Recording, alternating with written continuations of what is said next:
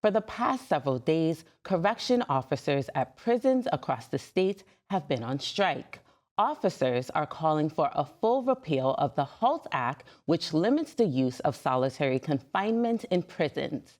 At the top of the week, Governor Kathy Hochul said that her administration has tried to negotiate, but would be moving forward with legal proceedings against the officers. By late Thursday, Hochul and the officers' union came to a tentative agreement, which meant a 90-day pause on the HALT Act. At this time, officers are reviewing the terms of that agreement. We'll continue to bring you updates on any developments with the strikes right here on the show. The prison strikes also come just a few weeks after an inmate was beaten to death by correction officers at Marcy Correctional Facility. That incident led to mass outrage from advocates and elected officials. To unpack the prison reform policies this year, here's our Elise Klein. And please be advised that the upcoming footage is graphic in nature. In response to the violent and tragic death of Robert Brooks, an inmate at Marcy Correctional Facility in Oneida County, some state lawmakers have reintroduced legislation to address prison safety and public safety. The incident was investigated by the state for the use of excessive force by correction officers and nursing staff, which ultimately led to Brooks' death.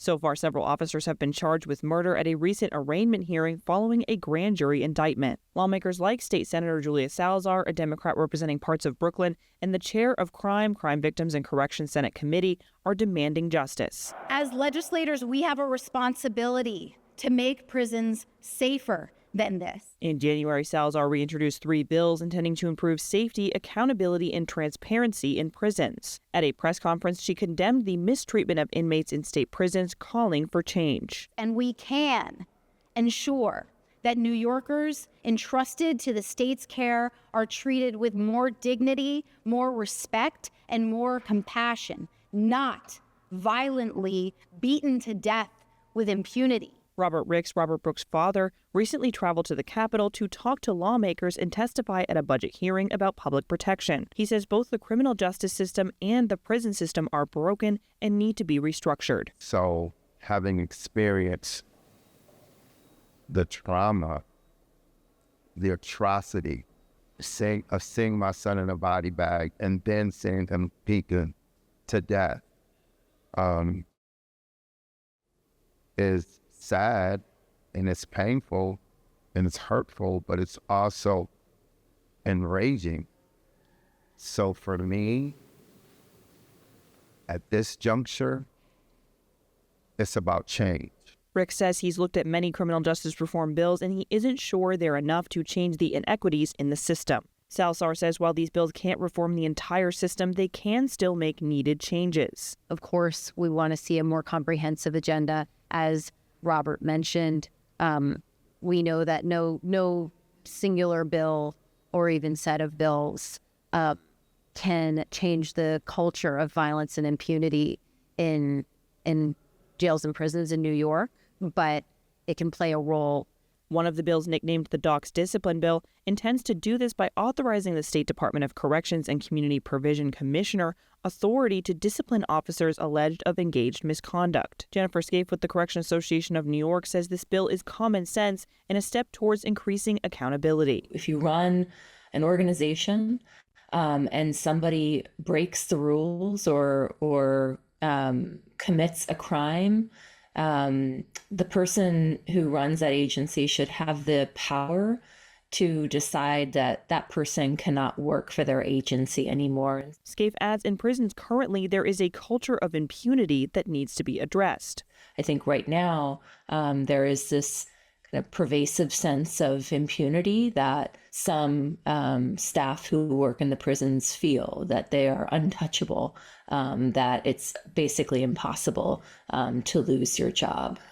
So we think that this bill would take some steps to begin changing that culture. According to data originally obtained by the Marshall Project, when the State Corrections Department tried to use substantial evidence demonstrating abuse by prison guards to fire them, they failed 90% of the time. For example, the most recently obtained data going back to 2010 shows that docs tried to fire officers alleged to have engaged in the abuse or cover-up of abuse in at least 290 cases, but they were only successful in 28 of those cases. According to a 2023 report from docs, from 2018 to 2022, the Office of Special Investigations investigated 240 cases in which officers committed assaults. The report did not provide additional details on the outcomes of those cases. Senator Salazar says the docs discipline bill could help improve the number of successful firings. The current process of collective bargaining leaves the final say up to an arbitrator who is in part selected by the correction unions. Salazar says this existing process is what results in inadequate discipline in cases of misconduct and abuse. Out of thousands of cases annually that docs seeks discipline, a very tiny fraction of them actually result in officers being fired. We know that 3 of the officers who were directly involved in the killing of Robert Brooks they previously faced discipline for permanently injuring incarcerated individuals, and that discipline was deeply inadequate. The fact that they were able to continue to work for the Department of Corrections and ultimately do what they did to Robert, that is a testament to the need for the disciplinary process to change. The other 2 bills would establish new state entities to oversee the treatment of incarcerated individuals and mandate oversight reports by the nonprofit Correctional Association of New York and remove certain restrictions for conducting those reports. SCAPE says one of the restrictions lifted through their bill would allow them to access data and records without having to file a Freedom of Information request. SCAPE says currently the process of getting information takes significant periods of time, sometimes up to a year. Which we think is really non-controversial and a basic standard for an oversight organization so that it understands what's going on and can make sense of what incarcerated people and staff are telling us when we are conducting monitoring visits. All 3 prison reform bills failed to make it out of committee last year, which some lawmakers attribute to the sometimes tedious legislative process. Bills like this, trying to implement systematic changes, can also take several years to pass because of the level of stakeholders and the sheer volume of competing bills taken up each year. This year, however, some lawmakers feel there is increasing support and momentum for change following the death of Robert Brooks. Salazar says she is cautiously optimistic. I feel very confident and encouraged by the support that we're seeing, also by conversations with the executive chamber about it. Other lawmakers supportive of the legislation say they hope to see these bills pass. State Senator Zellner Myrie, a Democrat representing parts of Brooklyn, says the legislature needs to do everything it can to improve transparency and accountability in prisons. What we saw was disgusting. This should never happen in a New York correctional facility, and we should be implementing every single protection we can to ensure that incarcerated individuals are never subjected to what Mr. Brooks was. Some Republicans across the aisle agree there is an issue of violence in prisons, but they have different ideas about how to handle it. State Senator Anthony Palumbo, a Republican representing parts of Suffolk County, says the legislature needs to ensure there is proper funding and staffing for the Department of Corrections. Palumbo says a bill like the docs discipline bill might be an overstep. That's a really difficult thing because you have a membership that is contractually bound to an agreement, and they usually bargain that stuff out through their collective bargaining with their union and the members and the governor or whoever it may be, depending on the agency. And so that's really kind of an important thing that I don't think we should get too invested in something like that and micromanaging an agency like that. Other Republicans stress addressing the issue starts with improving staffing in prisons. State Senator Patrick Gallivan, a Republican representing parts of Erie County, says he is concerned about deteriorating staffing levels.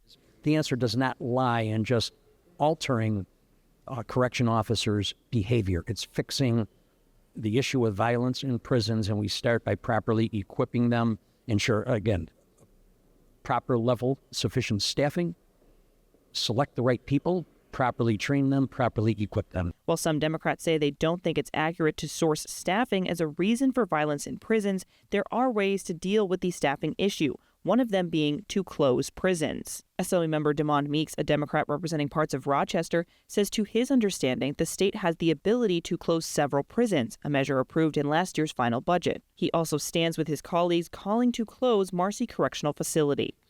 This isn't a one and done. They have a track record. So do other facilities across the state.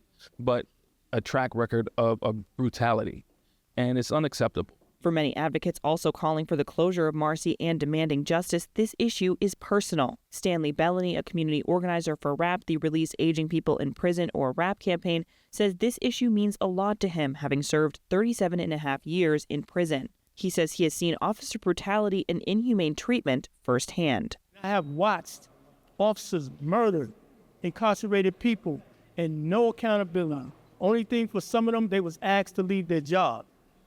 They was never arrested, they was never charged, there was never any penalized whatsoever. And that's why this issue is very important to me, because I still have family members that's incarcerated that will be subject to the same type of behavior if it's not addressed and changed. Bellany's experience in prison stays with him even now that he is out. I did 37 and a half years, and I'm still coping with that system that I left, and I've only been home 20 months. So it's traumatizing. Bellany isn't alone. Advocate Thomas Gant, who served 25 years in prison, says after just seeing parts of the released video of Robert Brooks, he had nightmares. My wife had to shove me awake 2 nights in a row. I was in my sleep crying, right? And you know, moaning and doing all these having these different reactions. So it's a subconscious thing for me. So my trauma goes deep. As you can imagine, 25 years of that, of being treated less than, of, you know, not being afforded an opportunity to walk with dignity, respect, and my humanness, right? And so that does something to you. The conditions of the prison system aren't just hard on inmates and formerly incarcerated individuals. It's also hard on the families. Caroline Hansen, a community leader for RAP, says she worries about her husband currently serving life without parole all the time. I live in fear every day when that phone rings that he could be the next Robert Brooks. We have 2 daughters, and I think about Robert Brooks's family, his mother, his children, and it breaks my heart. Because of her experience, Hansen is passionate, like many others, about advocating for change. For a recent press conference in Albany, she woke up at 4 a.m. to get to the Capitol for an afternoon rally. This is an issue advocates like Hansen have been rallying for a long time. Bellany stresses this incident in particular has gained a lot of attention because it was caught on camera. The only reason why this is an issue now because the whole world got to see it. But we've been telling them this been going on for years and nothing has been happened or done to change it. And that's the most important thing. Something needs to be done. For many of us that formerly incarcerated, this is our George Floyd moment. Body cameras are a topic of budget discussions. It came up often in a recent budget hearing focusing on public protection. The governor proposed in her budget $400 million for the acceleration and continued installation of fixed cameras in all facilities and $18.4 million for the expansion of the body-worn camera program. DOCS Commissioner Daniel Marticello, when asked a question during the recent budget hearing about what should be done to improve the disciplinary process, says cameras have helped tremendously. However, while many lawmakers on both sides of the aisle say they are supportive of this budget item, some lawmakers say there has to be better enforcement of the use of the cameras. It's very important to have a universal body-worn camera policy. It's important to have fixed cameras adequate across facilities. And so I support the funding to ensure that that happens. At the same time, there need to be consequences when the policy is not followed. Marcel said in the hearing he is focused on accountability and reiterated his condemnation of the excessive force used against Robert Brooks. Some lawmakers were not happy with his answers during the hearing. State Senator Jabari Bruceport, a Democrat representing parts of Brooklyn, says while the DOCS commissioner stressed a focus on accountability, he seems to have neglected making changes around this very issue for years at this point. I would say one of the most frustrating things that I brought up when I was questioning him was that in his opening statements, he had a slew of reforms they were talking about implementing in the wake of Robert Brooks's murder. And that begs the question, why wasn't any of this done before? WMHC reached out multiple times to DOCS to ask further questions, but they declined to comment. WMHC also tried to talk to the commissioner and ask further questions about the state's handling of Robert Brooks' death and other misconduct after the public protection hearing, but Marticello evaded reporters, swiftly trying to exit the building. It's clear this issue will continue to be on lawmakers' minds as session moves along. Again, these bills are still in committee, but many lawmakers say if the political will is there, they will pass. So far, that will seems to be present. Elise Klein, New York Now.